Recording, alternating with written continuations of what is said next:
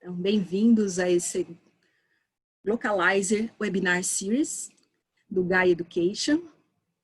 E é um prazer enorme hoje a gente estar aqui com o Tomás. Mas para começar eu vou compartilhar a minha tela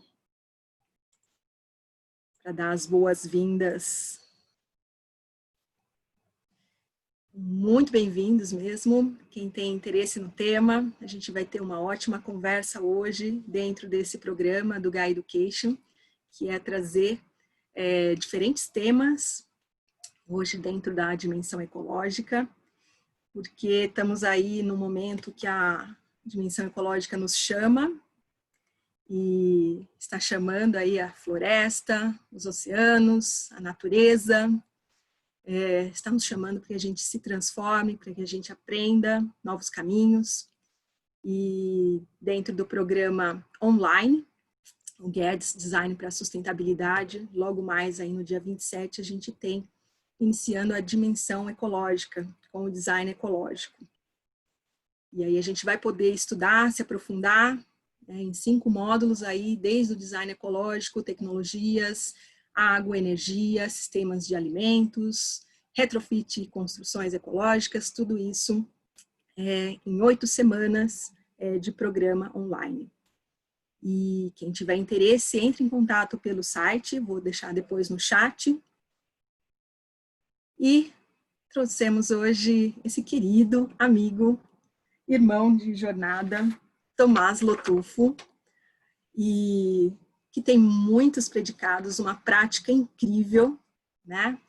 E ele é arquiteto urbanista, mestre pela Faculdade de Arquitetura e Urbanismo da Universidade de São Paulo, é permacultor, bioconstrutor, professor de pós-graduação de Arquitetura e Sustentabilidade na Belas Artes, professor da graduação de Arquitetura da Faculdade Galileu, mas também é educador do nosso programa presencial do Gaia São Paulo.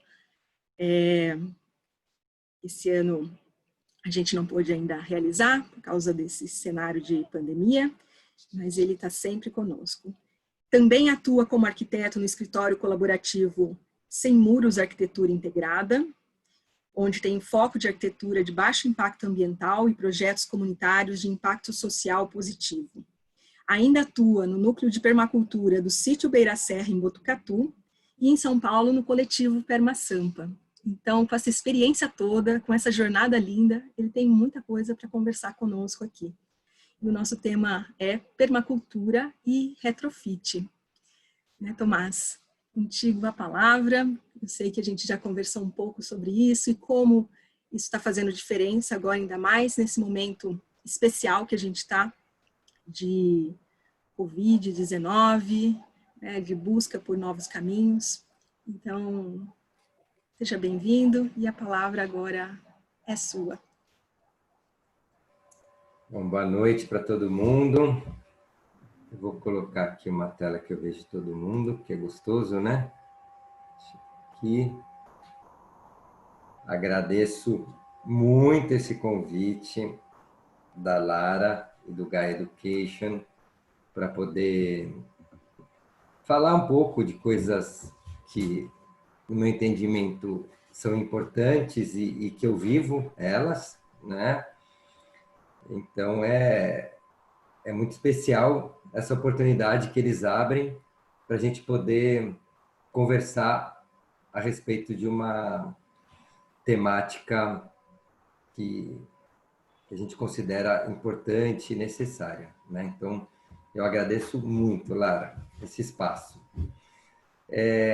Eu preparei aqui uma conversa, né? Eu até falei para a Lara, acho que eu vou fazer um vídeo, mostrar minha casa. Eu fiquei meio que entendendo esse espaço, esse território de conversa, né? E como que a gente poderia fazer dele o mais proveitoso possível. Eu sinto que uma das coisas interessantes do online é essa situação meio, essa live virtual, né? Essa coisa meio viva, mas que, por outro lado, ela é virtual. Então, eu achei melhor do que apresentar um PowerPoint, um vídeo, alguma coisa, é interagir, falar um pouco e receber um pouco do que vocês que estão aqui juntos, né, gostariam de conversar dentro dessa temática da permacultura e do retrofit. Tá? Fico muito honrado com a presença de todos e todas que estão aqui, né? E praticamente uma sala de aula, né? Isso é muito, muito gostoso de imaginar, assim, uma sala de aula dentro de uma roda virtual. Bom, então vou começar falando sobre o que é permacultura. Né? Se eu estivesse numa sala de aula real, eu ia pedir para a turma levantar as mãos. Quem aqui tem bastante proximidade com o tema da permacultura? Quem tem pouca? Eu ia fazer esse tipo de pergunta. Embaixo, aqui no Zoom, não sei se todo mundo consegue ver, mas tem uma coisa que são reações, né? Você faz um joia ou uma palma. Então, quem tiver proximidade com o tema da permacultura, faz um joia para mim, por favor, que aí é bacana que eu vou entendendo como é que está o grupo e em que lugar que estamos, né? Eu estou vendo aqui, olha, 4, 7 joias, 8. Então, tem 8 pessoas que têm uma proximidade com o tema e outras 20 que não estão tão familiarizadas, né? Agora pintou um 9 aqui. E estou vendo gente, amigos aqui. Foi bom ver os joias que eu estou vendo os amigos aqui. O Fernando, muito bom.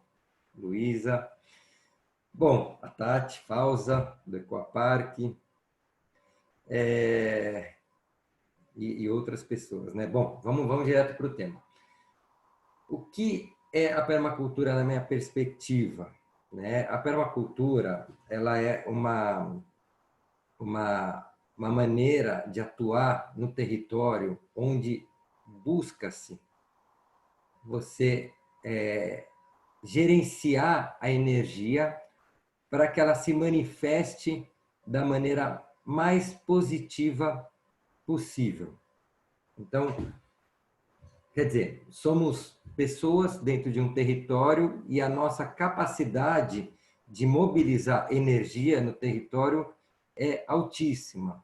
Não é à toa que a gente consegue observar no mundo humano, né, de relações, impactos muitas vezes negativos, outras vezes positivos, né, numa perspectiva energética. Então, assim, como mobilizadores de energia e direcionadores da energia, a permacultura propõe formas positivas de administrar a energia, né? Então, esse é o primeiro ponto. Aí vem uma pergunta: o que é energia e o que seria fazer algo positivo com a energia, né? Como fazer algo positivo com ela? E como é que a gente faz algo negativo com a energia? Bom, então eu vou trabalhar essas duas questões. O que é energia e ela na sua positividade. E depois a energia no território. Energia, de alguma maneira, é o contrário de lixo, né? Então, a gente pode entender que lixo é tudo aquilo que a gente não sabe o que fazer ou sabe, mas não faz o que deveria ser feito. Ou seja, energia dissipada, ela se transforma em lixo, né? Bom, energia dissipada é aquilo que deixa de ser energia porque ela não está mais disponível, você está perdendo ela nesse conceito, né? Obviamente que o calor é uma energia dissipada. Então, nesse discurso que eu estou fazendo, eu estou falando do calor que é perdido. Quando você dissipa o calor e usa, ele continua sendo energia, né? Então, deixa de ser algo perdido, que nessa minha lógica de raciocínio poderia ser lixo ou poluição. Portanto, na permacultura, a gente busca fazer com que a energia não seja dissipada, no sentido dela perdida, né? Ela constantemente está sendo dissipada, isso faz parte da lei da termodinâmica, mas buscamos aproveitar ela da melhor maneira possível, né? E o que é energia, na perspectiva da permacultura? Energia, ela não só é, obviamente, a energia elétrica, né? Eu acabei de falar, por exemplo, do calor. Então, assim, a energia, ela se manifesta no território de diversas maneiras, né? Então, a energia numa floresta, ou num bosque, ou num espaço externo, ela é matéria-prima em decomposição, né? Então, é uma energia que está saindo de um fluxo que é folha de árvore, por exemplo, ou fezes, ou alguns insetos mortos, e etc. E ela está em decomposição, né? Isso é energia. Energia é a árvore, é o galho que caiu. Energia é toda forma de recurso que a gente tem disponível no território. Então, todo recurso que existe no território a gente pode entender como energia. São os recursos que a gente precisa mobilizar e direcionar, né? Portanto, a gente podemos brincar que tudo é energia. Ela só deixa de ser quando a gente não tem a liberdade de interagir com ela, a percepção sobre ela, o reconhecimento a ela, né? Então, quando a gente não consegue identificar energia, muitas vezes ela é energia, mas na tua perspectiva não é, e portanto você não vai aproveitá-la, né? E esse não aproveitamento pode gerar algumas coisas. Ela pode se perder e não causar nenhum problema, ou ela pode gerar algum impacto. Um exemplo disso é a água da chuva, né? Então, quando cai a água da chuva no teu território, ela pode se manifestar de uma série de diversas maneiras, né? Se eu coloco ela dentro de uma cisterna, eu armazeno, ela é uma energia potencial. Se eu deixo que ela escorra pelo meu jardim e meu jardim está ajardinado, ela é uma energia que está fluindo para um outro lugar. Eu estou, de alguma maneira, perdendo essa energia. Se eu absorvo essa energia, eu tenho uma energia disponível no meu território.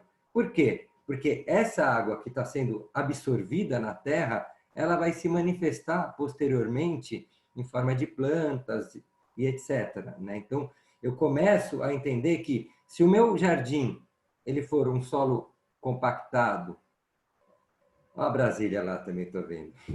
Se meu jardim for um solo compactado, né?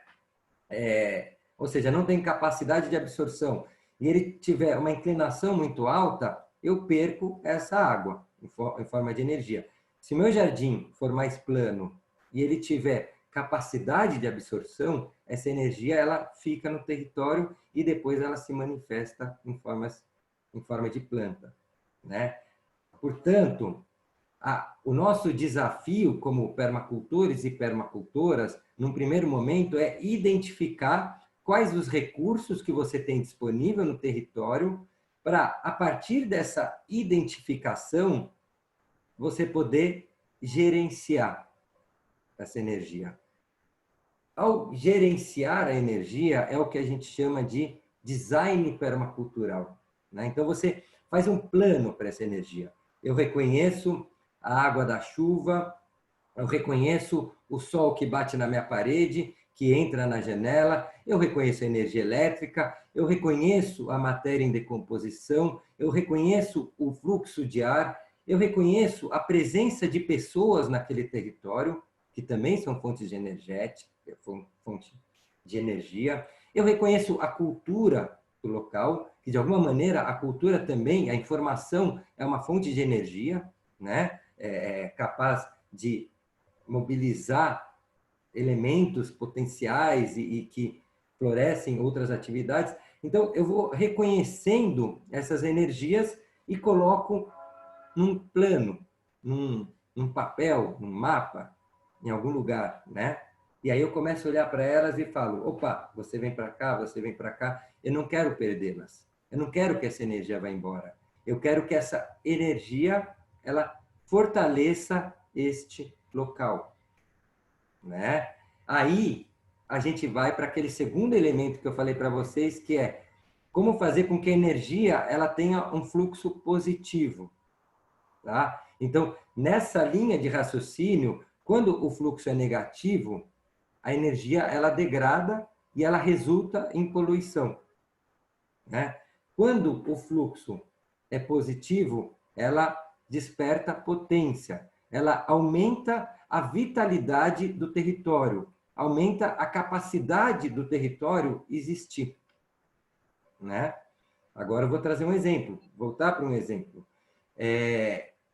As fezes humanas. Isso é um recurso energético, né? Ela tem energia, ela tem capacidade de, dependendo do fluxo que você der para ela pode se transformar em energia benéfica ou poluição. Quando é que ela se transforma em poluição? Quando a gente acumula ela num determinado lugar e tem tanto dessa energia desorientada, desgovernada, sem um desígnio, sem um plano, que essa energia ela vai se transformando em poluição, ela vai degradando o ambiente e vai gerando o que é o contrário da vida, que é a morte, né? Então, a gente tem essa quase que uma dualidade, né? Se a energia ela está no fluxo negativo, ela potencializa a ocorrência da morte. Se a energia está no fluxo positivo, ela potencializa a vida, né? Numa outra situação, eu estou com as fezes humanas dentro da minha residência ou dentro de um conjunto de residências e essas fezes humanas elas vão ser direcionadas para um biodigestor. Esse biodigestor ele vai produzir gás. Esse gás, em forma de energia, vai gerar calor, vai gerar cozimento de alimentos por causa do calor, ele pode acender uma lâmpada, ele pode fazer um motor funcionar, e etc. Esse biodigestor também ele vai promover um excedente dessa produção de gás, que é o biofertilizante. Esse biofertilizante são nutrientes que estão mais disponíveis para a gente levar para todo um território de jardim e de outros elementos que gostam dele. Ou seja, eles gostam desse biofertilizante, né? E aí o fertilizante faz com que a vida vá se manifestando nesses locais onde ele se encontrou. Aí a gente vê um outro elemento aqui. A energia, para ela ser positiva, ela tem uma origem e um destino. Essa origem, nesse lugar onde ela se origina, ela tem um direcionamento.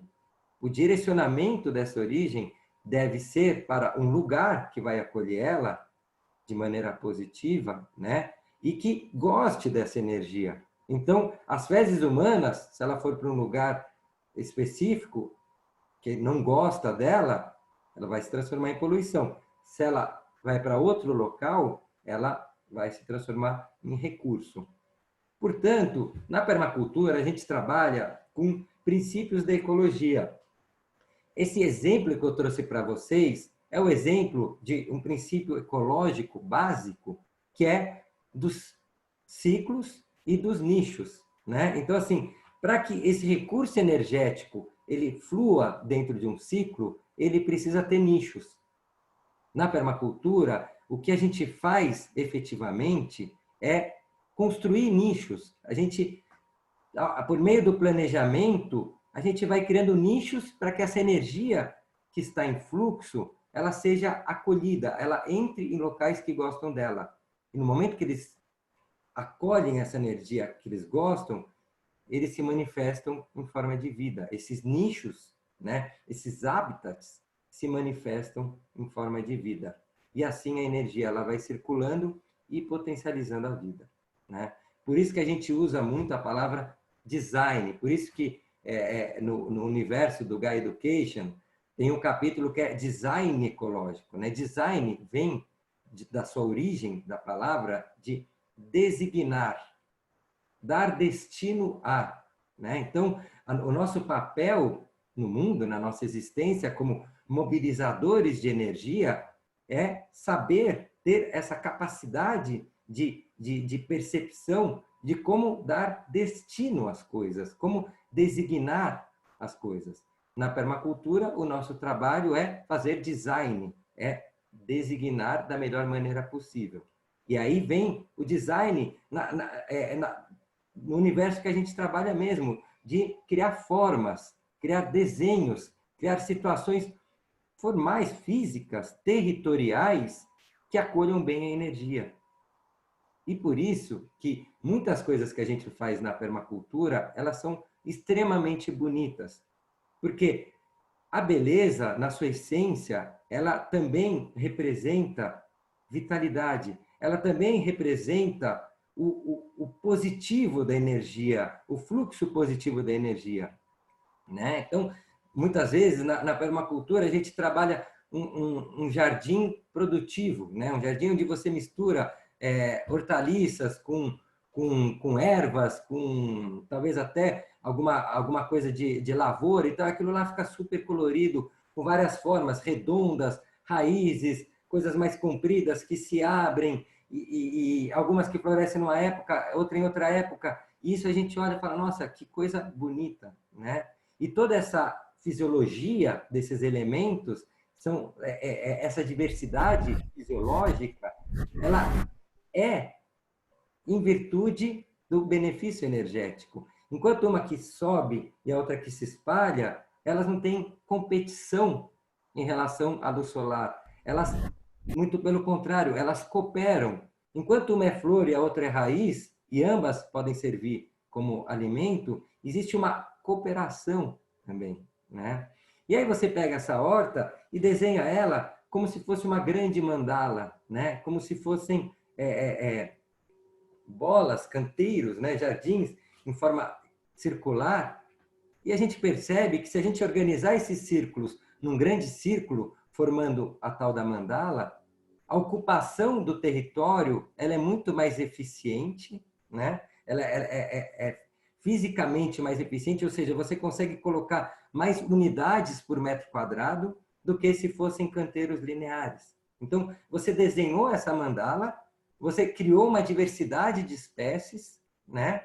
E, consequentemente, a energia se potencializou, porque os elementos que estão lá se manifestam melhor em relação à energia. Então, o design é tomar decisões juntamente com decisões conceituais de planos e decisões formais, ou seja, como eu vou ocupar esse território, né? Até a Tati Fausa, que está aqui, que eu falei, oi, Tati, tal, ela trabalha no Ecoa Parque, que é um parque que a gente fez uma horta mandala lindíssima, que eu recomendo vocês de conhecerem essa horta, né? Então, assim, nesse primeiro momento eu quis conceitualizar o que é a permacultura, tá? E trazendo a energia como um elemento que está percorrendo todo esse conceito da permacultura. Agora, eu queria trazer um pouco mais para a nossa atividade no território. Então, a gente falou um pouco sobre designar o território, dar destino às coisas e desenhando esse território, né? E o grande benefício de fazer isso é a potência energética, né? Bom, no segundo momento, eu quero falar um pouco do que a gente está vivendo, que é essa situação de pandemia, né? E o quanto a permacultura, ela dentro dessa lógica de fique em casa, ela está extremamente conectada a esse conceito. Não agora na pandemia, mas o design que a gente faz, o planejamento permacultural que a gente faz, é justamente para a gente ficar em casa, né? O objetivo, sim, é que fiquemos em casa e que a gente saia o mínimo possível. E quando a gente sair, a gente consiga fazer diversas atividades para que esse percurso de saída, esse tempo de saída, seja valorizado ao máximo possível, né? Então, aí vem um pouco o conceito do retrofit. A gente planeja a nossa casa o ambiente que a gente vive, para que a energia se potencialize ao máximo, né? E, consequentemente, com a energia se potencializando ao máximo, a gente precise sair menos, né? Existe uma problemática que a permacultura tem como base, que é o excesso de energia que a gente consome no nosso mundo, e esse excesso de energia que a gente consome, que é uma energia rápida, né? Então a gente consome e já vira lixo rapidamente, então é um excesso, além de ser uma quantidade muito grande, a lógica de consumo é eu uso e já vira lixo, eu uso e já vira lixo, né? Então assim, a permacultura trabalha com uma base de discurso que é o decrescimento energético, né? Ou seja, precisamos limitar esse nosso consumo, precisamos limitar a maneira que a gente consome, precisamos limitar os objetivos dentro dessas nossas relações, principalmente fora de casa, né? Porque isso transforma energia em poluição. Essa nossa atividade pega bens que só fortalecem a vida, fazem o melhor que se pode ser feito com a vida, a gente pega esses bens e transforma em lixo. Então, a gente está o tempo inteiro jogando a vida no cesto de lixo, que nem deveria usar, nem deveria existir essa palavra no nosso universo, né? Várias comunidades tradicionais, em várias comunidades tradicionais, não existe a palavra lixo, porque não existe o conceito de lixo. O, o, o conceito de lixo, ele foi inventado pela nossa sociedade que produz lixo e foi aprimorado na medida que a gente foi transformando mais coisas em lixo, sendo que hoje o lixo é o grande tema da nossa sociedade. E é muito maluco pensar isso, que em outras sociedades essa palavra nem existe, né? Em outras comunidades não tem esse tema do lixo. Então, a permacultura, ela pensa no design para a permanência, para o decrescimento energético desta energia que se transforma em resíduo, né? Então, a palavra perma vem de permanência, né? Então a gente precisa criar situações de permanência. E essas situações de permanência têm que fazer parte da nossa cultura. Ficar em casa precisa fazer parte da nossa cultura. Eu não estou dizendo aqui que devemos deixar de sair de casa, né? Mas ficar em casa é importante para a nossa cultura no sentido de decrescimento energético, essa que se transforma em resíduo, né? Então a gente faz um design, a gente faz um plano para que seja viável ficar em casa. O que a gente precisa nessa casa? A gente precisa de um pouco de alimento, a gente precisa fazer com que a água ela circule de maneira eficiente. Então, na medida que eu uso num espaço, ela vai para outro, e depois para outro, e depois para outro, e depois para outro. Eu preciso fazer um desenho para que a casa não se aqueça no verão ou não se resfrie no inverno. Porque se ela se aquecer no verão, eu vou gastar mais energia para resfriar ela. Se eu gasto mais energia para resfriar ela, eu preciso de dinheiro muitas vezes. Se eu preciso de dinheiro, acumular dinheiro, eu preciso sair de casa e ganhar dinheiro lá fora. E a consequência desse ganhar dinheiro lá fora é que você para de se dedicar a teu espaço de vida que é a tua casa. E você para de plantar, e você para de cuidar da água, e você para de gerenciar o calor, e você para de cuidar da tua família, você para de valorizar o seu tempo. Então a permacultura, ela trabalha com uma relação harmônica entre tempo e trabalho. Tempo e trabalho, né? O nosso trabalho tem que ser muito bem direcionado, porque ele também é energia, e essa energia tem que promover coisas o mais positiva possível, né? Então, é preciso ter um plano para esse trabalho muito bem feito. E aí, a oportunidade que a gente está tendo agora de viver a nossa casa é gigante, no sentido da gente exercitar a cultura da permanência, compreender esse espaço que é o nosso habitat, né? Como que a gente pode entender esse lugar? Eu acho muito interessante porque eu vivo num sítio em Botucatu, chama Sítio Beira Serra, numa casa de terra, uma casa que é feita de cupinzeiro e tal. E, então, assim, digamos que eu teria todas as condições possíveis, né, para já ter tido vários insights antes da pandemia, né? Mas eu estou tendo muitos insights agora na pandemia. Eu estou reconhecendo coisas na minha casa que mesmo nessa situação favorável eu não reconhecia, porque eu saía muito de casa, eu ia muito para fora. Então, uma coisa que até outro dia eu entrei numa conversa com a Lara, né, de que a casa é um espaço pedagógico. Então, eu me dei conta com as crianças dentro de casa, né, o dia inteiro, o quanto é importante a gente tratar essa casa como um lugar pedagógico, de aprendizagem mesmo, né? Eu comecei a tornar o local dos meus canteiros mais eficientes, para poder trabalhar neles e produzir mais comida. E uma das grandes sacadas que eu tive, isso não está nos livros de permacultura, é que eu coloquei um tanque de areia do lado da minha horta. Por quê? Porque se as crianças não estão trabalhando comigo na horta, elas estão no tanque de areia. E aí eu posso trabalhar na horta. Porque se eu não tenho opções para as crianças nesse lugar onde eu quero ficar trabalhando a casa, para que ela se torne um espaço de permanência, né? Se as crianças não estão juntas, eu não vou fazer.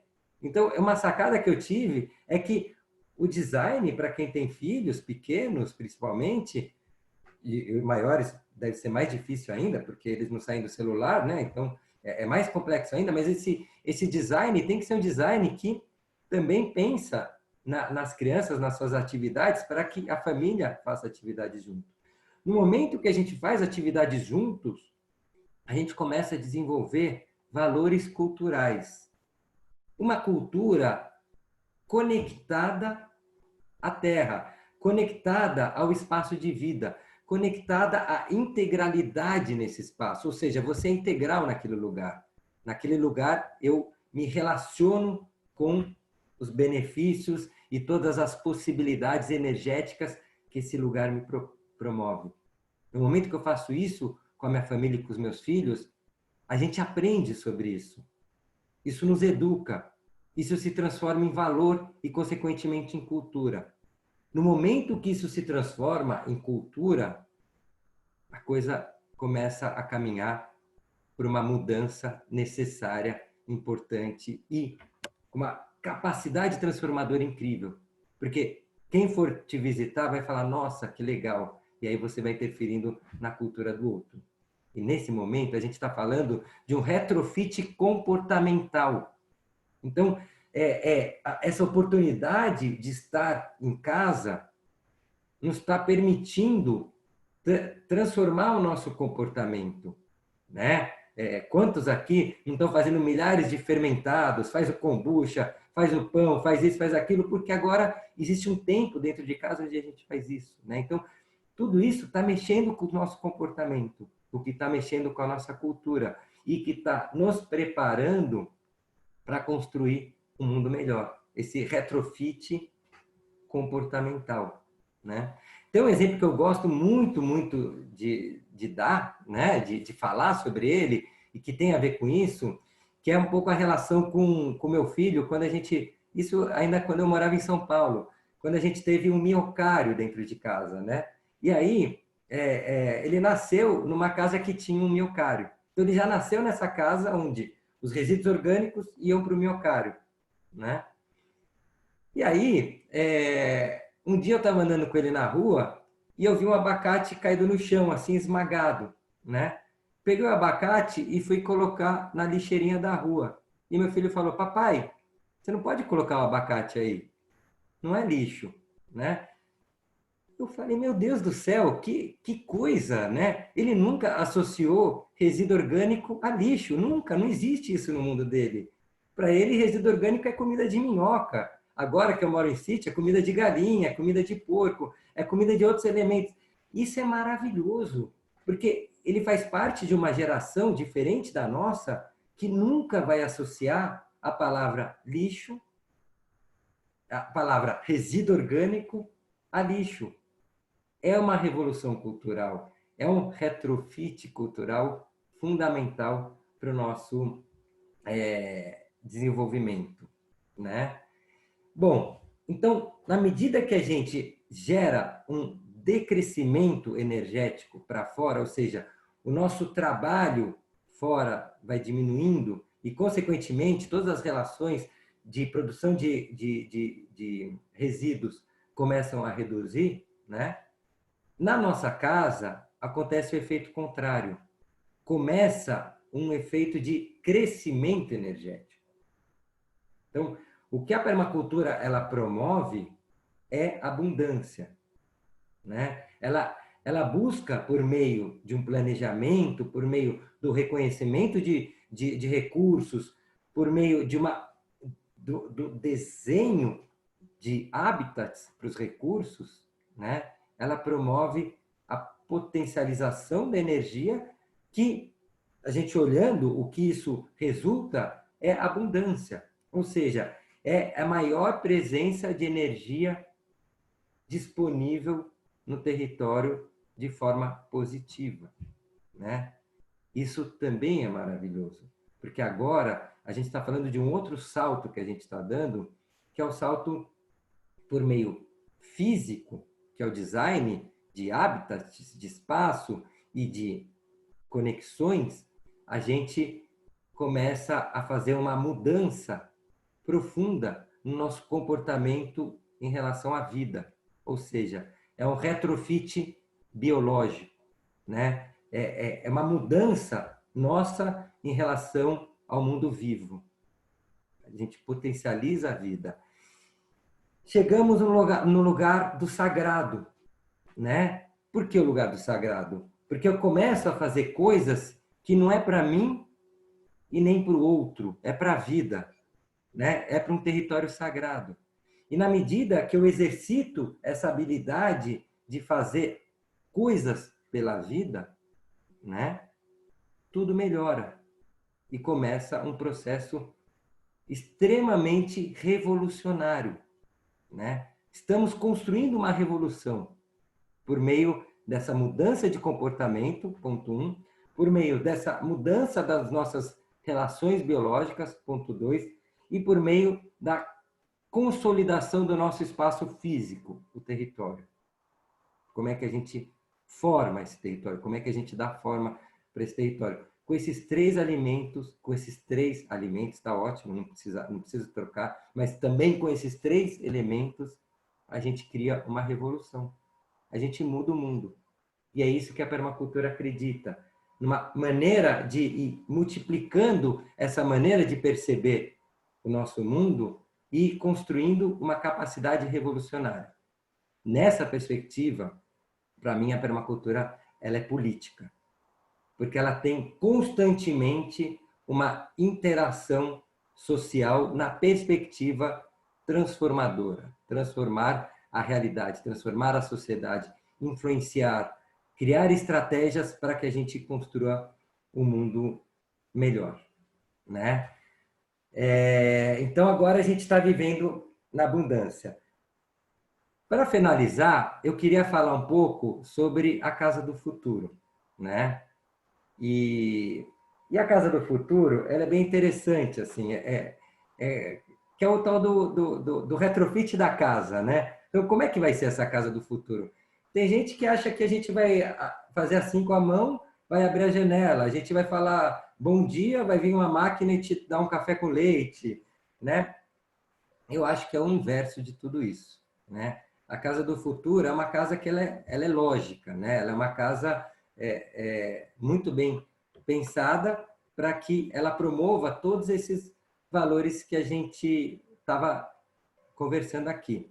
Então, acho que assim, o ponto inicial, e também é uma brincadeira que a gente fez ali, né, nesse parque que eu comentei com vocês, né? O ponto inicial é que toda casa do futuro, ela vai ter um viveiro, né? Então, é assim, olha, a casa, eu como arquiteto, né? Eu trabalho como arquiteto. Eu como arquiteto, a pessoa fala, eu quero uma casa. Quantos quartos? 2 quartos. Cozinha, sala, banheiro aqui, banheiro lá, tal, área de serviço, não vai ter área de serviço, tal. Bom, esse é o programa da casa. Eu imagino que no futuro, dentro desse programa da casa, vai ter mais um espaço, que é o viveiro. Então, todo mundo vai ter que projetar uma casa que tenha um viveiro. Por quê?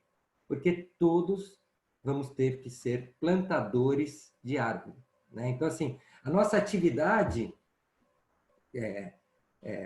cotidiana, talvez, seja alguma coisa relacionada à árvore, né? E com isso a gente vai reconstruindo o planeta. Por quê? Porque vamos voltar lá para o início da nossa conversa, né? Onde a gente precisa planejar a energia. E onde que começa a energia? A gente esqueceu de falar uma coisa anterior.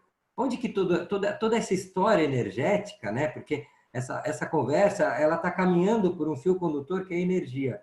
Onde é que tudo começa, né? Onde é que essa história tem início?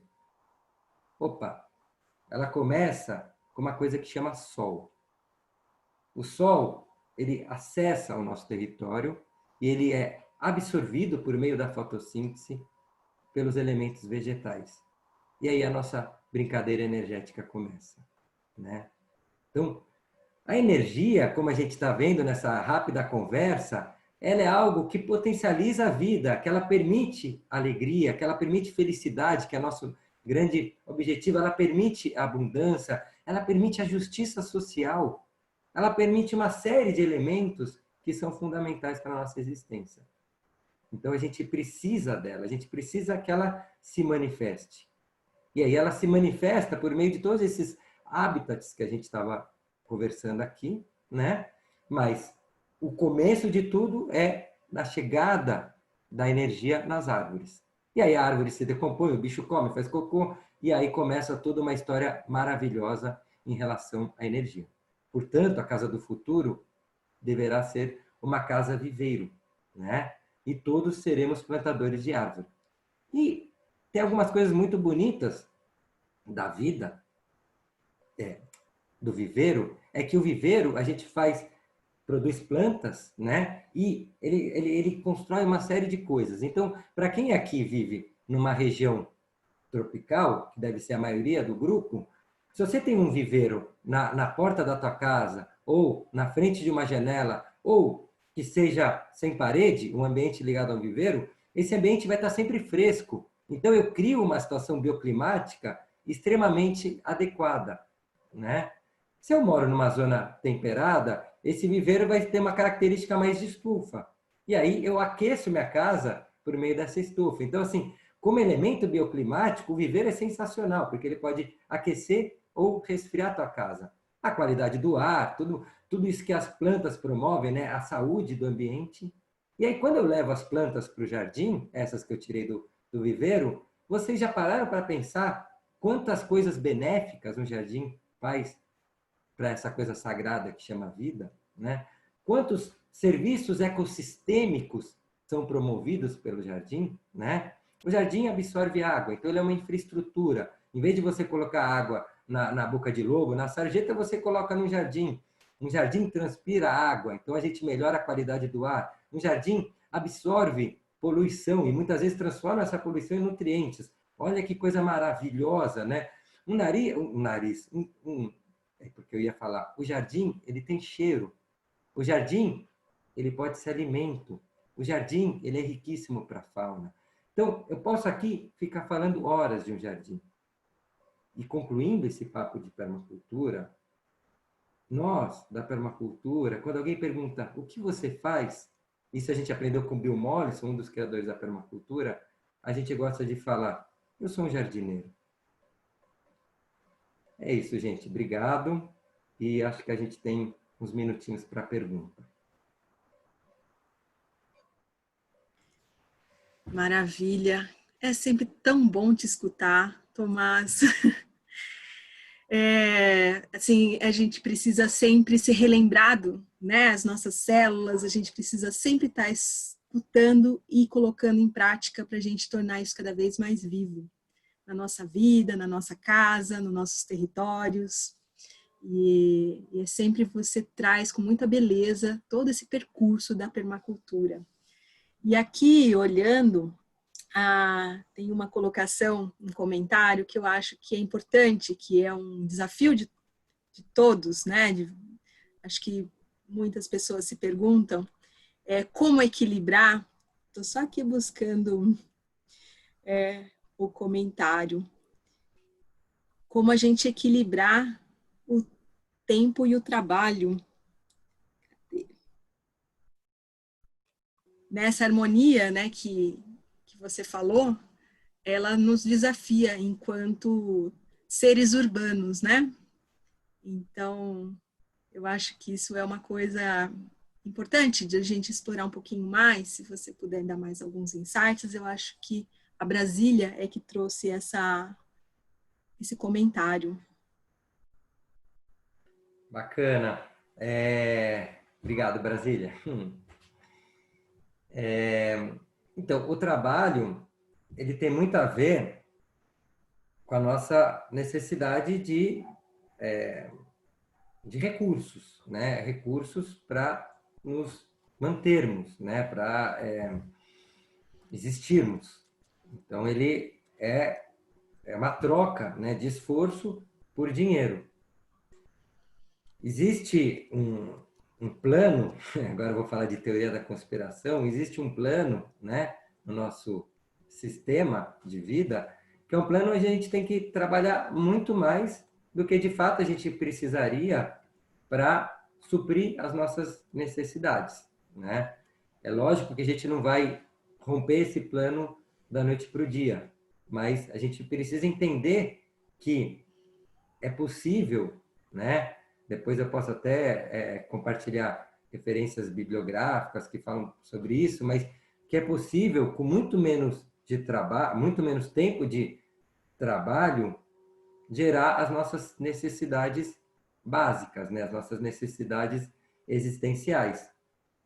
Então, a gente precisa desfinanceiralizar a vida, né? Então, o nosso custo de vida precisa baixar. E como é que a gente baixa nosso custo de vida? Eu volto para aqueles 3 elementos.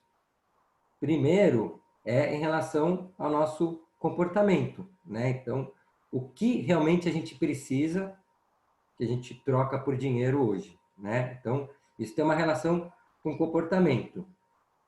Agora vem o biológico. O que eu compro que eu posso, por exemplo, produzir, né? Em muitas situações isso não é possível. Então, esse equilíbrio é um equilíbrio que ele vai ser conquistado ao longo do tempo, mas a gente precisa saber que ele é possível, né? Mas o que eu posso substituir, né? Então, por exemplo, antes da pandemia, eu fazia pão só de vez em quando em casa, raramente. Só que eu sou de uma máfia de pizzaiolos, assim. Então, na minha família tem pizzaiolo lá atrás, né? E aí eu acostumei a comer massa e gosto de massa e tal. Então, assim, eu sou exigente ao pão. Então, eu comprava pão aqui em Botucatu muito caro, assim. Era uma coisa... E é impressionante que agora não tem... Eu não vou comprar pão, né? Eu estou fazendo pão e os pães estão maravilhosos.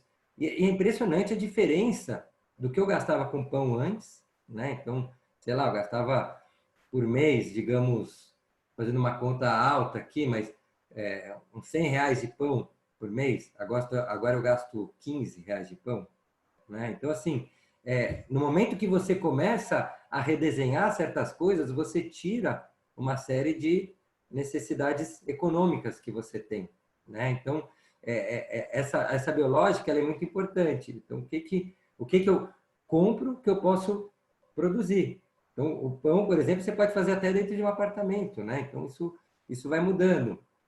Obviamente, a gente tem nas compras toda uma relação de benefícios sociais, então tem todo um equilíbrio que precisa ser gerado. E, por último, aquele terceiro elemento, que é o elemento físico, né? Então, o que eu posso fisicamente, no espaço que eu vivo, fazer com que as relações internas desse espaço elas sejam melhoradas para que me demandem menos trabalho, menos energia, né? E assim eu consigo melhorar as coisas.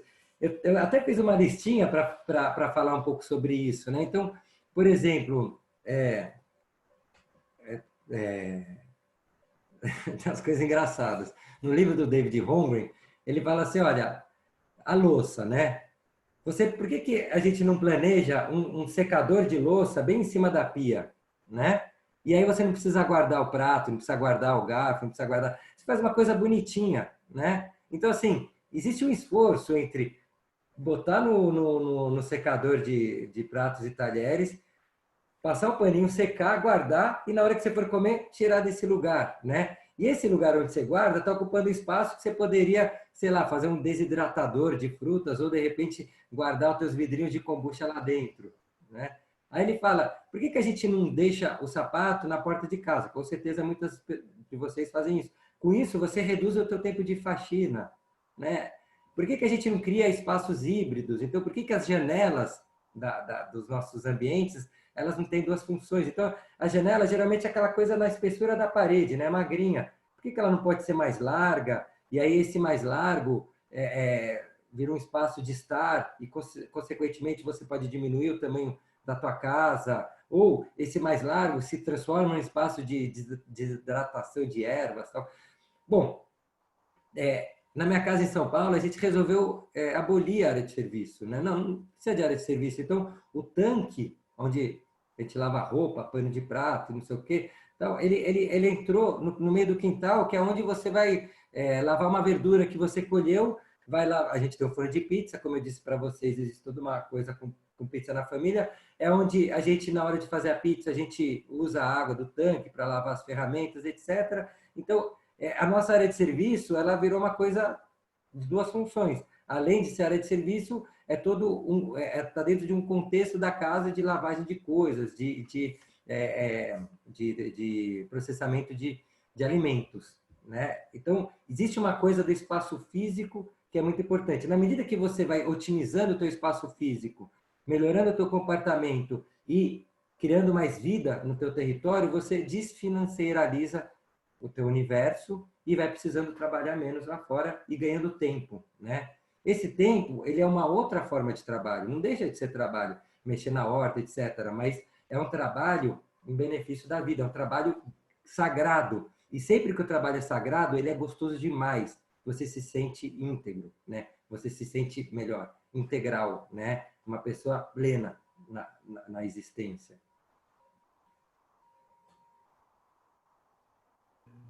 Obrigada, Tomás. Adorei seus exemplos, tá?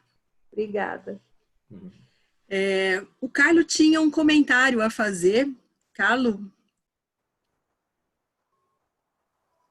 Então. Oi, Carlos. Acho que tocou o telefone dele, ele desligou o som, ele já vai voltar.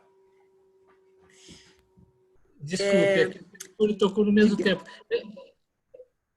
É um comentário rapidinho, viu? Primeiro agradecer, viu, a tua disponibilidade aí. Mas que eu estou vendo o seguinte, é muito interessante que todo esse processo é interativo, né? Quer dizer, na medida que a gente percebe o movimento, a gente também vai se transformando junto com a casa, né? Com aquilo que você está desenhando ali, né? Quer dizer, não é um processo, vamos dizer assim, unilateral, né? Que a gente imagina uma coisa, idealiza e executa, né? Aquilo vai fluindo, né? A gente vai percebendo aquilo se manifestar, né? Então, era só um comentário rápido, também não queria tomar o tempo, mas me parece que antes da coisa se exteriorizar, a mudança, esse design precisa ser interno, né? Quer dizer, a pessoa ela precisa perceber dentro dela como essa energia flui para poder depois exteriorizar através de atitudes e insights e percepções. Então, só esse comentário aí. Valeu. Eu acho que esse comentário foi maravilhoso e me dá eu aproveito para dar continuidade a ele. E outro dia eu estava pensando, bom, enfim, o que é energia, né? E o Carlos acabou de trazer essa coisa do movimento, né, do fluxo. Só que é o fluxo positivo e é o fluxo que permite relações, ou seja, você vai construindo ao longo do tempo, quer dizer, o tempo é teu maior parceiro, então você precisa de tempo para ir construindo esses vínculos, né, energéticos, essas relações energéticas, e aí você vai potencializando o espaço. Então, eu cheguei à conclusão que energia é igual a movimento mais afeto, né? Então, a fórmula é energia igual movimento mais afeto, né? Se você coloca energia em movimento com afeto, a vida é potencializada. Energia parada, não tem a menor necessidade. Energia sem afeto vira poluição. Incrível. A gente chegou aqui, estamos assim para a finalização desse nosso tempo aqui.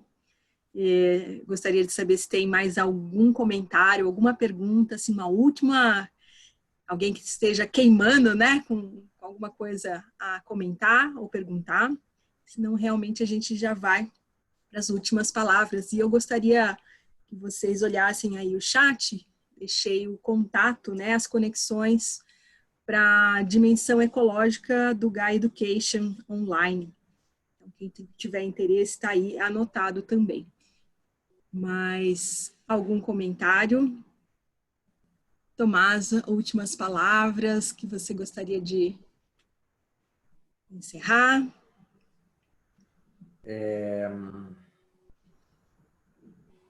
O que eu gostaria de encerrar? Eu acho que é isso, assim, a Lina Bobardi, que era uma arquiteta que eu sempre gostei muito, ela dizia que quando você está na escuridão, no momento que você vê uma fresta, você percebe a luz de uma maneira impressionante, né? Então, ela fala que por trás de uma escuridão sempre existe uma luz, existe uma fresta, né? Então, eu gosto de ficar olhando essa fresta de luz, esse lugar que a gente vai acessar, está acessando a partir deste momento de escuridão, né? Então, por mais triste que essa passagem nossa na história da humanidade ela esteja acontecendo, eu sinto que é também uma crise ecológica, né? Então, assim, o Covid, ele aflora, né? Ele demonstra, ele nos diz, olha, existe uma crise ecológica profunda acontecendo. E é por isso que vocês estão sofrendo tanto com o vírus, né? É um problema também ecológico. E aí eles nos apresenta de alguma maneira uma fresta de luz que vai mobilizar a nossa capacidade transformadora e depois de tudo isso que a gente está passando, esse mundo vai mudar drasticamente para melhor. E eu acredito nisso. Arro, Tomás, arro. Realmente, assim, que isso reverbere em cada um que se agendou para estar aqui conosco e que cada vez mais a gente possa ter essa ação evolutiva, né? A gente decidir evoluir, decidir dar esses passos e, como a gente sempre diz nas ecovilas, né? Se não é divertido, não é sustentável. Então, também essa leveza, né? Do descobrir, de como fazer diferente, né, de como fazer as melhores associações. E é isso. Agradeço muito a participação de cada um, né, que esteve aqui conosco. Estou vendo o Ricardo do Chile, vendo pessoas de vários lugares aí, e muito bacana a gente estar nesse diálogo, e é um diálogo assim que a gente tem que continuar, né? Esse aqui é um momento só para nos inspirar, para trazer alguns pontos. Os seus exemplos foram ótimos, é sempre bom assim, né? A gente ir no simples, no que está mais à mão, né? Que a gente pode começar, né, ao desligar o computador, a gente já pode colocar em prática, já pode lançar um olhar diferente, e eu acho que é esse o convite, né? A gente praticar novos caminhos. Então, agradeço muito. Se alguém quiser, puder ligar suas câmeras e a gente poder se ver um pouquinho para encerrar. Quem tem aí, está num computador que consegue, ou no celular. É sempre bom, a gente assim, vê o nome, mas não tem um sobrenome, né? Daí a gente vê que tem né? um Aí monte de começa gente. Eu já, né? esses seres todos. Ariane, eu acho que é a Ariane que eu tô pensando. Que maravilha, maravilha. Muito grata com a presença de vocês e eu deixo mais uma vez aí, quem tem esse chamado para se debruçar um pouquinho mais sobre isso, tem essa oportunidade, começando no dia 27, é um programa online do Gaia Education e muitos temas interessantes para aprofundar, para experimentar, e quem tiver interesse está aí no chat, mande um e-mail, nos convoque aí para falar, quero participar, e a gente vai recebê-los com muito carinho. Nessa jornada aí de 8 semanas, se debruçando sobre o design ecológico. Muito bem, então a gente vai ficar por aqui. Um grande abraço. Tomás, incrível, sempre muito bom estar contigo. Você é muita inspiração para mim e para muitas pessoas, eu sei, e tem um trabalho incrível aí. Fiquem ligados no Tomás, né? E a gente vai postar amanhã, e vocês vão poder, quem não pôde estar conosco, vai poder assistir e compartilhar, né? Porque eu acho que esse é um tema que quanto mais pessoas puderem estar sintonizados, estarem praticando, é o que a gente precisa.